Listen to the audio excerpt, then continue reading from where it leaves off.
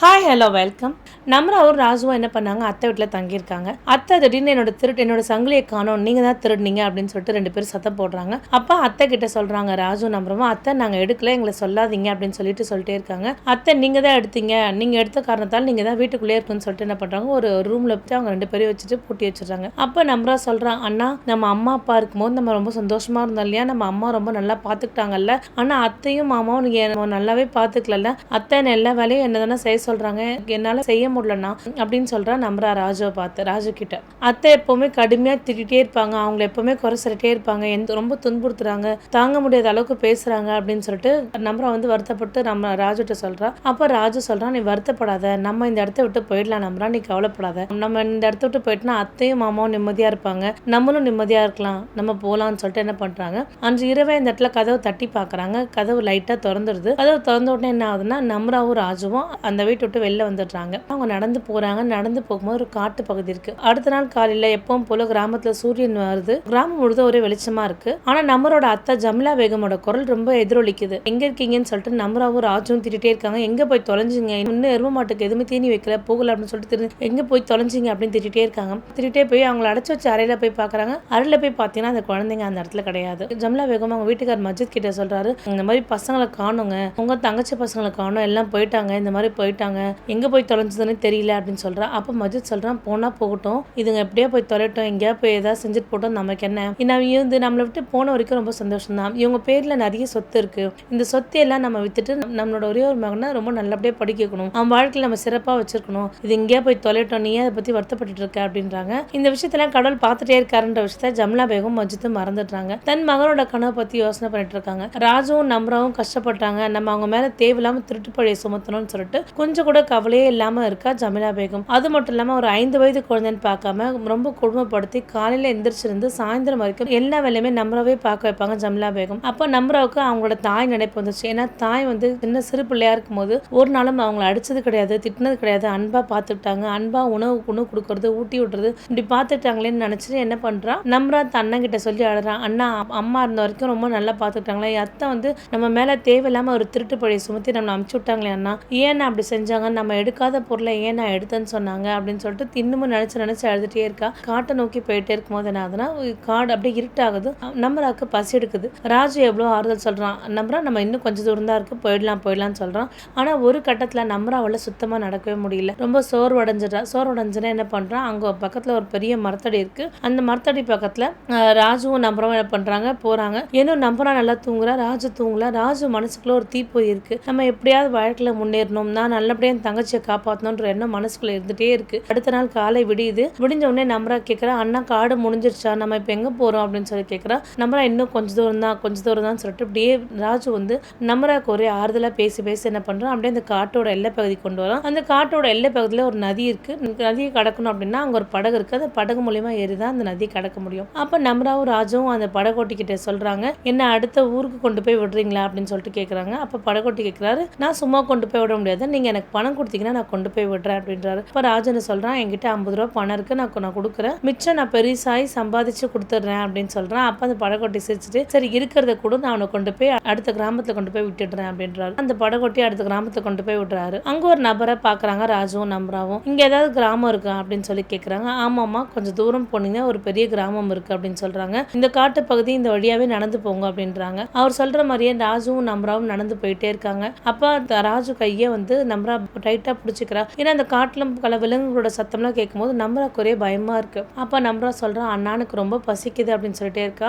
சரி நம்பரா, நம்ம அதான் பழம் இருக்கான்னு பாக்குறேன் அப்படின்னு சொல்லிட்டு 2 பேருமே நடந்துட்டே இருக்காங்க. நடந்துட்டே இருக்கும்போது பாத்தீங்கன்னா அவங்க ஒரு ஆப்பிள் மரம் பாக்குறாங்க. நம்பராவும் ராஜுவும் அந்த ஆப்பிள் மரத்துல இருந்து ஆப்பிளை பறிச்சு சாப்பிடுறாங்க. அவங்களுக்கு ஒரு எனர்ஜி கிடைக்குது. அதுக்கப்புறம் மேற்கொண்டு திருப்பி நடக்கிறத ஆரம்பிக்கிறாங்க. இவங்க இப்படி நடந்து போயிட்டே இருக்கும்போது என்ன பண்றாங்க, ஒரு வயதான முதியவர் அந்த இடத்துல காட்டுல ஒரு வழிக்கு கீழே விழுந்திருப்பாரு, காலில் அடிபட்டிருக்கும். அப்ப ராஜன் சொல்றான், அந்த முதியவரை பார்த்துட்டு, ஐயா உங்களுக்கு ஏதாவது உதவி வேணுமா, என்னால ஏதாவது செய்ய முடியுமா அப்படின்றாங்க. இல்ல எனக்கு தண்ணி கொடுக்கணும், தண்ணி வேணும் அப்படின்றாங்க. உடனே ராஜு அவங்க பக்கத்துல பார்த்துட்டு ராஜு அந்த பக்கத்துல இடத்துல தண்ணி எடுத்துட்டு வந்து தரான். அது மட்டும் இல்லாம தன்னோட பாக்கெட் உள்ள இருந்து ஒரு கர்ச்சீஃப் எடுத்து அந்த முதியவரோட காலில் கட்டுறான். அந்த முதியவர் கேட்கிறாரு, நீங்க யார் 2 குழந்தைங்க தனியா வந்திருக்கீங்களே அப்படின்றாரு. அப்ப அந்த 2 குழந்தைங்க சொல்றது, ஐயா எனக்கு யாரும் கிடையாது, நாங்க கிராமத்தை நோக்கி போறோம், ஏன்னா கிராமத்துல யாராவது இருந்தாங்கன்னா அவங்க நாங்க ஏதாவது வேலை செஞ்சு படிச்சுக்கலான்னு போறோம் ஐயா அப்படின்றாங்க. அப்ப அந்த முதியவர் சொல்றாரு, நீ யார் யார் வீட்டுக்கும் போக வேணாம், வாங்க எங்கள் வீட்டுக்கே வாங்கன்னு சொல்லிட்டு அந்த முதியவர் இந்த 2 குழந்தைங்களும் கூட்டிகிட்டு வராரு. அது அவங்க வீட்டுக்கு கூட்டிகிட்டு வந்து என்ன பண்ணுறாரு, நல்லா ருசியாக சமைச்சு போடுறாரு. நல்லா ருசியாக சமைச்சு போடுறாரு. குழந்தைங்க ரொம்ப பசியாக இருக்கிறதால அவர் செஞ்சு சமையல் சாப்பிட்டு நல்லா தெம்பாக இருக்குங்க.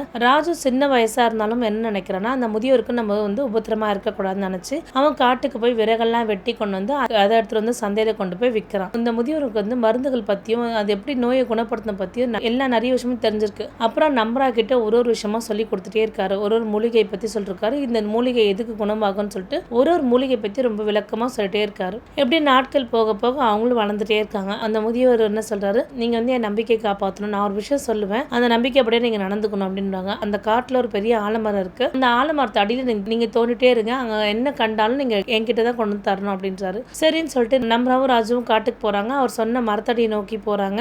ராஜுவும் நம்ராவும் சேர்ந்து பழம் தோன்றாங்க. தோண்ட ஒண்ணுமே கிடைக்கல. ராஜு துவண்டன்றா. அப்ப நம்ரா சொல்றா, கண்டிப்பா பெரியவர் சொல்லியிருந்தாருன்னா ஏதோ ஒரு காரணம் இருக்கும் அப்படின்றாங்க. சரின்னு சொல்லிட்டு என்ன பண்றாங்க, நம்ராவும் ராஜுவும் தோண்டிட்டே இருக்காங்க. தோண்டிட்டே இருக்கும்போது அவங்களுக்கு ஒரு பெட்டி கிடைக்குது. அந்த பெட்டிக்குள்ள பாத்தீங்கன்னா நவரத்னங்கள், வைரங்கள், தங்கங்கள் இப்படி நிறைய புதையல் இருக்கு. ஏனோ அந்த புதையல் எல்லாமே என்ன பண்றாங்க, அவங்க எடுத்துக்காம என்ன பண்றாங்க, எடுத்துட்டு வந்து பெரியவர்கிட்ட கொடுத்துட்டாங்க. பெரியவர் என்ன சொல்றாரு, நீங்க நம்பிக்கை தன்மையை எடுத்துக்கிட்டீங்க, நீங்க கரெக்டா நான் சொன்னபடி நடந்துட்டீங்க, அதனால இந்த பணம் எல்லாம் உங்களுக்கு தான் அப்படின்றாங்க. அப்ப அவங்க என்ன நினைக்கிறாங்க, இந்த பணத்தை வச்சு நம்ம சும்மா இருக்க கூடாது, இந்த வீட்டை வந்து நம்ம பெருசா கட்டணும் அப்படின்னு சொல்லிட்டு பெருசா கட்டுறாங்க. அங்குள்ள வரவங்களுக்குலாம் குறைந்த பாஸ்ல எல்லாருக்குமே மூலிகை தராங்க. அந்த நோயெல்லாம் குணப்படுத்திட்டே இருக்காங்க. ஒரு பக்கம் பார்த்தீங்கன்னா நம்மளோட மாமா மஜித் வந்து கால் வலியால துடிக்கிறாரு. ரொம்ப தவிப்பு தாங்கவே முடியல, ரொம்ப தவிச்சிட்டே இருக்காரு. ஜமீலா பேகமும் வந்து என்ன சொல்றாங்கன்னா, கால் வலி தாங்க முடியலன்னு சொல்லிட்டு ஜமீலா பேகமும் கூட சேர்ந்து வருத்தப்படுறாங்க. மஜித்தோட மகன் என்ன சொல்றான், உங்களெல்லாம் பார்த்துட்டு என்னால காலம் ஃபுல்லா இருக்க முடியாது, சரியா நோயாளிகளா இருக்கீங்க, உங்களெல்லாம் என்னால பார்த்துட்டு இருக்க முடியும்னு சொல்லிட்டு என்ன பண்றான், அவன் அமெரிக்காவுக்கு போயிடுறான். அப்ப வந்து மஜித் நினைச்சு பார்க்கிறாரு, நான் பெற்றது ஒரே ஒரு பையன், அந்த ஒரு பையனை என்ன பார்த்துக்கலன்னு சொல்லிட்டு ரொம்ப வருத்தப்பட்டே இருக்காரு. மஜித்தோட நண்பர்கள்லாம் மஜித்தை பார்க்கறதுக்காக வராங்க. மஜித்தோட நண்பர்கள் சொல்றாங்க, இந்த மாதிரி ஒரு நதிக்கரை இருக்கு, அந்த நதிக்கரை பக்கத்துல ஒரு கிராமம் இருக்கு, அந்த பக்கத்து கிராமத்துல ஒரு பெண் வந்து மருந்து தர்றாங்க, அந்த பெண் சொல்றபடி நம்ம நடந்துக்கணும்னா அந்த நோய் எல்லாம் குணமடையுது, உண்மையாவே எனக்கு கூட நிறைய நோய் இருக்கு, அந்த இடத்துக்கு போய் தான் சரியாச்சு அப்படின்னு சொல்றாங்க. அப்ப ஜமீலாவும் மஜித்தும் என்ன பண்றாங்க, அந்த கிராமத்தை நோக்கி புறப்படுறாங்க. அரண்மனைக்கு வராங்க. அரண்மனை பக்கத்துல ஒரு மருந்தகம் இருக்கு. அந்த மருந்தகத்துல மஜித்தும் ஜமீலா பேகமும் உட்கார்ந்து இருக்காங்க. நம்ரா வரா. நம்ராக்கு அத்தையும் மாமான்றது அவங்களுக்கு பார்த்தோன்னே நம்ராவுக்கு தெரிஞ்சிருச்சு. ஆனா நம்ரா அதை காமிச்சுக்காம என்ன பண்றா, அமைதியா எப்பவும் போல ஒரு வைத்தியச்சி மாதிரி அவளுக்கு வந்து மருத்துவம் பார்த்துட்டு இருக்காங்க. அப்ப என்னன்னு கேட்கிறேன், இந்த மாதிரி எனக்கு கால் நடக்கவே முடியல, ரொம்ப கஷ்டமா இருக்கு அப்படின்னு சொல்றாங்க. சரி நீங்க இருந்து கொஞ்ச நாள் இங்க வைத்தியம் பார்க்கணும் அப்படின்றாங்க. அப்ப என்ன பண்றாங்க, அந்த மருந்தை தினமும் அரைச்சு தரா நம்ரா. கொடுத்து என்ன பண்றாங்க, மஜித்தும் ஜமீலா பேகமும் அந்த கிராமத்திலே ஒரு சின்ன மண் வீட்டை வாடகை எடுத்து அந்த இடத்துல தங்கிக்கிறாங்க. நம்ரா உடனடியே அரண்மனைக்கு போறோம். அரண்மனைக்கு போய் தான் அண்ணன் ராஜு கிட்ட சொல்றான், அண்ணா உனக்கு ஒரு விஷயம் தெரியுமா, இந்த மாதிரி அத்தையும் மாமாவும் இன்னைக்கு வந்திருந்தாங்க, அவங்க எப்படி இங்க வந்திருந்தாங்க அப்படின்னாங்க. இல்ல நான் வைத்தியத்துக்காக வைத்தியசாலைக்கு வந்திருந்தாங்க, நான் உங்களுக்கு மருந்து கொடுத்தேன் அப்படின்றாங்க. அப்ப ராஜு சொல்றான், நீ தான் நம்புறான்ற எந்த ஒரு விஷயத்துமே அவங்களுக்கு எந்த ஒரு அடையாளத்துமே நீ அவங்களுக்கு காமிக்காத, அவங்களுக்கு எப்பவும் போல நல்ல வைத்தியத்தை மட்டும் நீ கொடு அப்படின்றாரு. சரிங்க நான் காமிச்சிக்கல, நான் உங்ககிட்ட சொல்றேன், அவங்கள பார்த்ததா சொல்றேன் அப்படின்றான். ஆமா அவங்களால நம்ம எவ்வளவு கஷ்டப்பட்டோம், அதனால நம்ம விஷயத்தை எதுவுமே அவங்க நல்லா இருக்கும்னு தெரிஞ்சுக்கவே வேண்டாம், நீ எப்பவும் போல மற்றவங்களுக்கு எப்படி வைத்தியம் பண்ணுவியோ அந்த மாதிரி அவங்களுக்கு வைத்தியம் பண்ணி அவங்க குணமடைஞ்சு அனுப்பிவிடு அப்படின்றாரு. சரிங்கண்ணா கண்டிப்பா நான் செய்யறேன் அப்படின்னு சொல்றான் நம்ரா. அப்ப நம்ரா சொல்றான், அண்ணா ரொம்ப கொடுமைப்படுத்திருக்காங்கல்ல அப்படின்னு சொல்றான்.